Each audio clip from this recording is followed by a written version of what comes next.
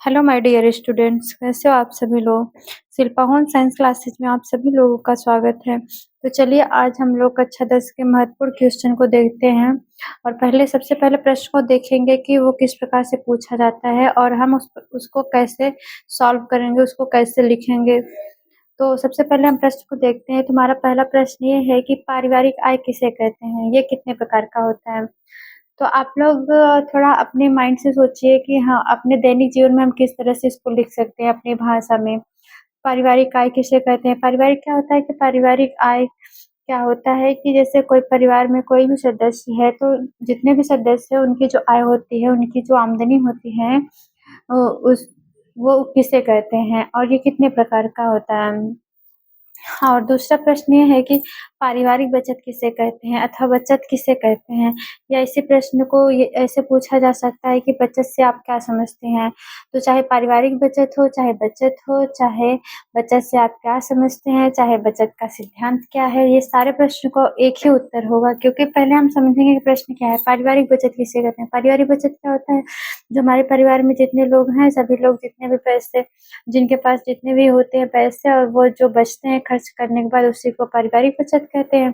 अब चाहे उसे बचत कहें आप, चाहे पारिवारिक बचत कहें। तो हमारा अगला प्रश्न है कि पासबुक तथा चेकबुक में अंतर लिखिए।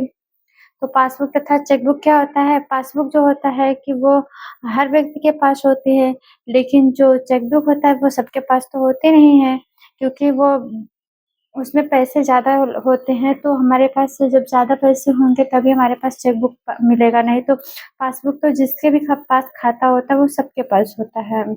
तो आप लोग इस तरीके से लिख सकेंगे अपने सूझबूझ से। फिर हमारा अगला प्रश्न है कि प्लास्टिक के सामान की सफाई आप कैसे करेंगी, अथवा इसको ऐसे जब पूछा जा सकता है कि प्लास्टिक के फर्नीचर की सफाई आप कैसे करेंगे। तो आप लोग तो अपने दैनिक जीवन में खुद ही देखते होंगे कि प्लास्टिक की कोई भी वस्तु होती है तो उसको हम कैसे साफ करते हैं। नॉर्मल सी बात है कि हम उसको हल्के से गर्म पानी में थोड़ा-सा सोडा डाल के फिर उसको गीले कपड़े से थोड़ा-सा हल्का सा साफ कर देते हैं और फिर उसको सूखे कपड़े से साफ पानी से धुल के फिर उसको हल्का सूखे कपड़े से धुल के साफ कर देते हैं, पोंछ देते हैं, फिर वो साफ हो जाता है।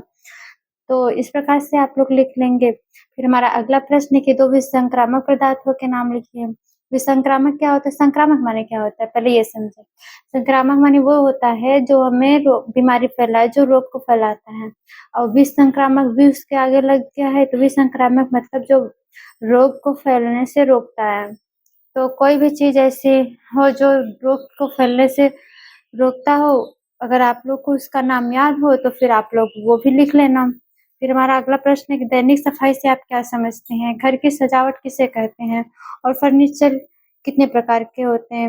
ये सारी चीज़ें हमारे दैनिक जीवन से जुड़ी हुई हैं। तो दैनिक सफाई से आप क्या समझते हैं?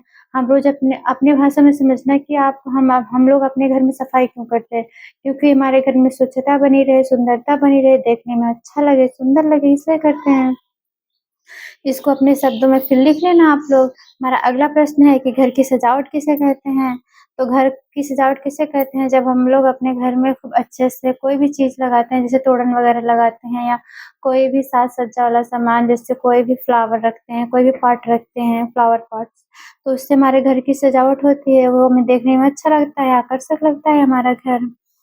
फिर हमारे घर में जो है फर्नीचर, फिर अगला प्रश्न है कि फर्नीचर कितने प्रकार के होते हैं? फर्नीचर मतलब कोई भी वस्तु जिससे लकड़ी की बनी हो, प्लास्टिक की बनी हो, ज़्यादातर तो हम फर्नीचर में लकड़ी की वस्तुओं को ही रखते हैं। तो लकड़ी की वस्तु जितने भी होते हैं वो किस प्रकार से बनी हैं, इस प्रकार से आप लोग लिख लीजिए। फिर देखिए हमारा मतलब अब उसका उत्तर जो हमें लिखना है, जो हमारे बुक में दिया गया है और जो हमारे एग्ज़ामिनर में लिखा जाता है, वो इस प्रकार लिखेंगे। चलो देखते हैं वो उसको कैसे लिखेंगे। देखिए आप लोग कि फिर पारिवारिक आय किसे कहते हैं, ये कितने प्रकार का होता है। तो हमको इस प्रकार से लिखना है। अगर हमको नहीं याद है, हम बना-बना के नहीं लिख पा रहे हैं, तो फिर हमें यही याद करना होगा।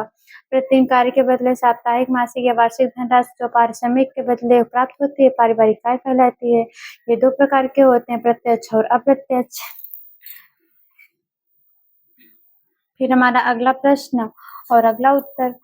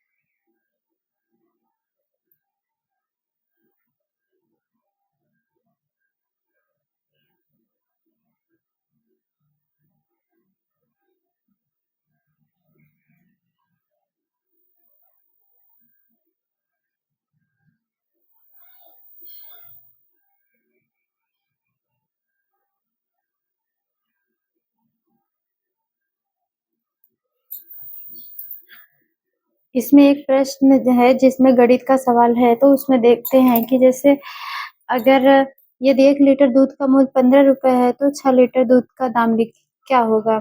तो अगर आपको गुणा करना आता है तो आप लोग डायरेक्ट गुणा कर लीजिए, क्योंकि अगर 1 लीटर 15 रुपए का है तो 6 लीटर में 15 और 6 का गुणा कर लीजिए, तो 90 आ जाएगा।